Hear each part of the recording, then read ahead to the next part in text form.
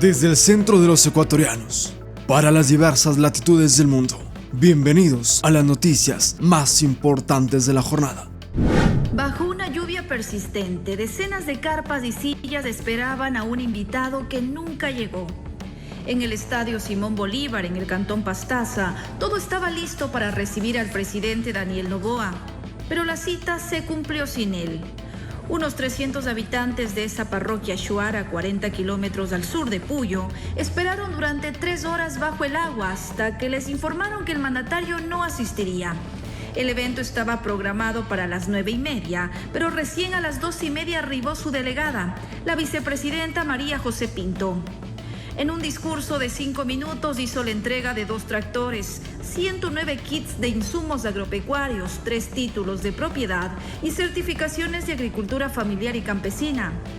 Una dinámica que el Ejecutivo ha mantenido en distintas zonas rurales de la Sierra y Amazonía desde el inicio de las movilizaciones. Para hacer más eficiente el trabajo en el campo.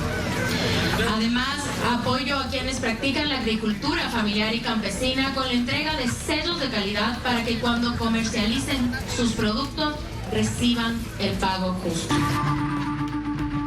Mientras tanto, en el centro de Puyo también se retrasaba la convocatoria del movimiento indígena de Pastaza. Su marcha pacífica, prevista para las 9 de la mañana, inició recién al mediodía. Unas 800 personas de las 7 nacionalidades indígenas de la provincia recorrieron 20 cuadras en el centro de la ciudad, desde el estadio municipal hasta el Coliseo del Barrio México. La movilización, denominada Por la Vida y el Territorio, fue encabezada por el presidente de la CONAIE, Marlon Vargas, quien reiteró que el paro se mantendrá y será fortalecido en la Amazonía. Cuidado, señor presidente de la República. Cuidado con la Amazonía. Con la Amazonía no se juega. Dirigentes de Pastaza expresaron su apoyo al paro convocado por la CONAIE. Además, pidieron al gobierno detener las rondas petroleras Subandina y Suboriente. Las acciones en el marco del paro nacional comienzan a tomar tintes más extremos en algunas zonas de Imbabura y Chimborazo. Este lunes, al cumplirse 15 días de manifestaciones, Expoflores denunció que comunidades indígenas de Cotacachi irrumpieron en 2 florícolas de la zona. Con el propósito de, por un lado, generar extorsión, es decir, pedir plata, literalmente pedir plata, vacunarlos.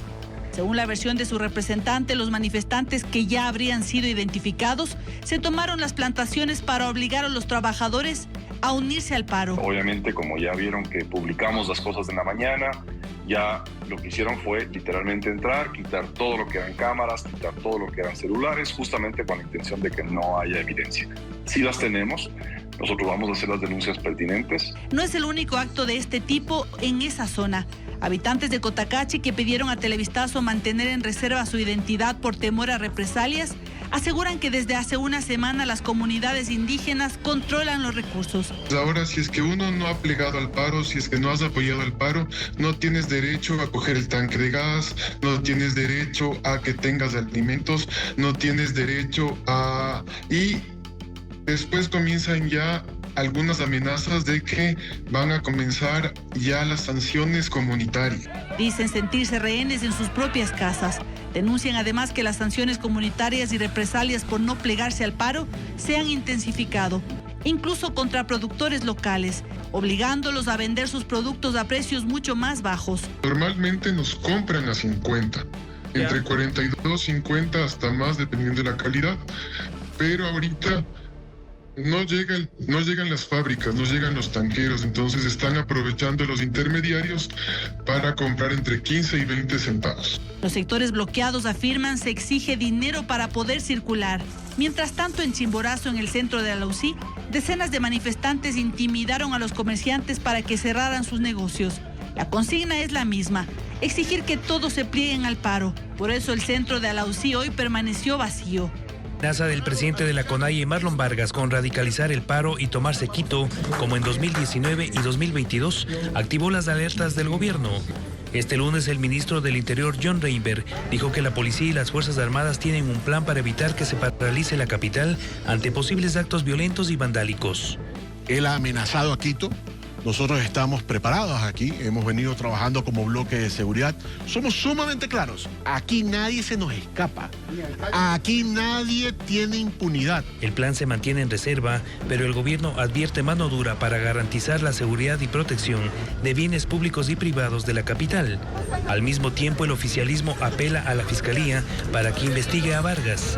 Este lunes, los legisladores del Bloque de Acción Democrática Nacional pidieron un acto urgente para que inicie esa investigación por lo que Vargas dijo el fin de semana en Chimborazo, que consideran una amenaza a la seguridad y estabilidad del país. Es por terrorismo que está tipificado en el artículo 366 del COIP. Solicitamos y somos enfáticos con la Fiscalía General del Estado, es que investiguen, que tomen las versiones, que cuiden todas estas pruebas, porque nosotros vimos a nivel nacional cómo el señor Marlon Vargas se pronunció y dijo textualmente que va a tomarse la ciudad de Quito. También este lunes, 15 de los 21 concejales del Distrito Metropolitano de Quito aprobaron una resolución para condenar la violencia en todas sus formas y demandar al gobierno acciones preventivas ante posibles actos violentos. Solicitaron al alcalde Pavel Muñoz que mantenga un estado de alerta a toda la corporación municipal para precautelar la infraestructura estratégica de la ciudad. El alcalde suscribió la resolución del consejo. El periodista español Lautaro Bernat fue deportado la noche de este 6 de octubre tras ser detenido mientras cubría una manifestación contra el gobierno en Quito.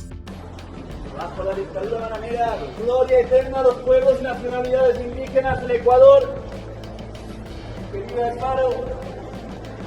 La Fundación Regional de Asesoría en Derechos Humanos, INERRED, alertó que el procedimiento estuvo plagado de irregularidades y violaciones al debido proceso, pues no se le informaron las causas de su detención, se le negó comunicación con su embajada y no tuvo acceso a una defensa legal. El gobierno justificó la medida al considerar que Bernat representaba una amenaza para la seguridad nacional, pero organizaciones como Fundamedios calificaron la deportación como un grave atentado contra la libertad de prensa y el derecho a informar. El periodista, director del medio Pelo Fuego, había cubierto el paro nacional desde varias provincias y realizaba transmisiones en vivo sobre la represión y las protestas. ¿Qué tal amigos? ¿Cómo estáis? Bueno, me encuentro aquí en Peguche, una de las zonas ancestrales más importantes de Imbabura, del norte de Ecuador y Otavalo. Quería avisarles de que aquí en esta zona que está siendo tan reprimida por parte de las fuerzas del orden y del gobierno. La expulsión de Bernat reactiva la preocupación por el deterioro de las garantías para el periodismo en Ecuador, en un contexto de creciente hostigamiento a comunicadores y cobertura limitada en la protesta social. INRED y otros organismos exigieron que se revisen los protocolos estatales para evitar que el ejercicio periodístico sea tratado como una amenaza y se consolide un ambiente de censura y autoritarismo. Antes de continuar con este resumen de noticias, te invito a que te suscribas a Sublime Ecuador. Recuerda, somos las noticias más frescas del país.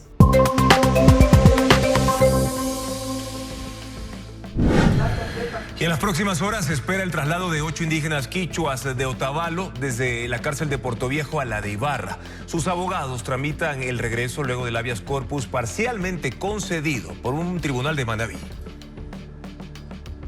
Hasta la cárcel del Rodeo en Portoviejo llegaron los abogados de los 8 indígenas quichuas de Otavalo que deben regresar a Imbabura por orden judicial. La mañana de este lunes, un tribunal de Manabí aceptó parcialmente el habeas corpus que presentaron y dispuso que los trasladen de inmediato a la cárcel de Ibarra. Ahí seguirán cumpliendo la prisión preventiva mientras avanza el proceso penal abierto en su contra por terrorismo en el contexto del paro. Según los jueces, el servicio penitenciario SNAI vulneró sus derechos colectivos al apartarlos de su entorno social y cultural.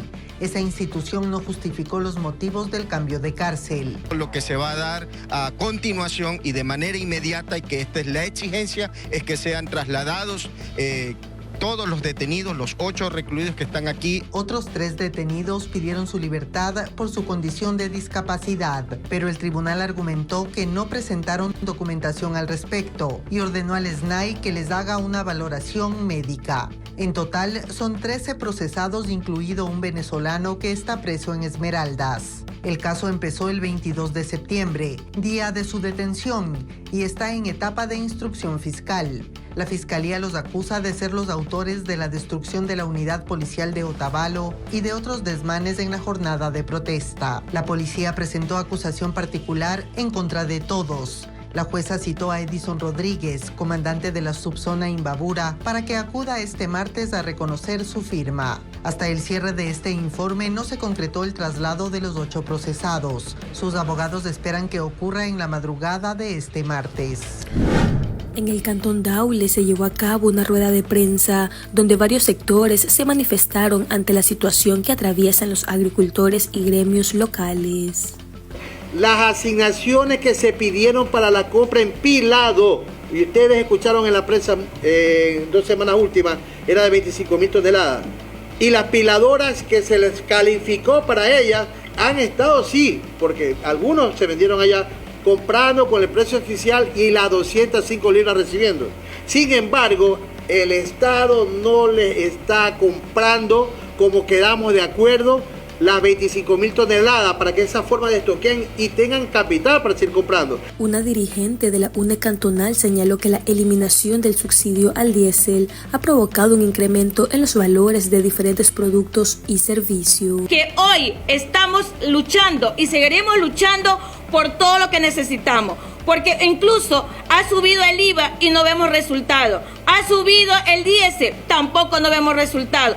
Todo lo contrario, que afectan a los padres de familia, y vemos que de esa cantidad, porque los estudiantes ya no se podrán movilizar porque va a subir el pasaje, no solamente que sube el pasaje, va a subir los víveres, que eso por lo tanto, los padres que tienen un sueldo básico que es $450, no les alcanza el sueldo. Los padres que andan en tricimoto tampoco no les alcanza, porque ahora cada día ya subió el diésel. ¿Cómo van a subir, cómo van a darle para sus hijos? Mientras tanto, un dirigente agrícola anunció que para el 8 de octubre se prevé una marcha pacífica como medida de protesta y exigencia de soluciones al gobierno. Hemos decidido unirnos, los productores de arroz, los pequeños productores de arroz, efectivamente unirnos para reclamar y para decir públicamente al gobierno que no se está pagando el precio oficial.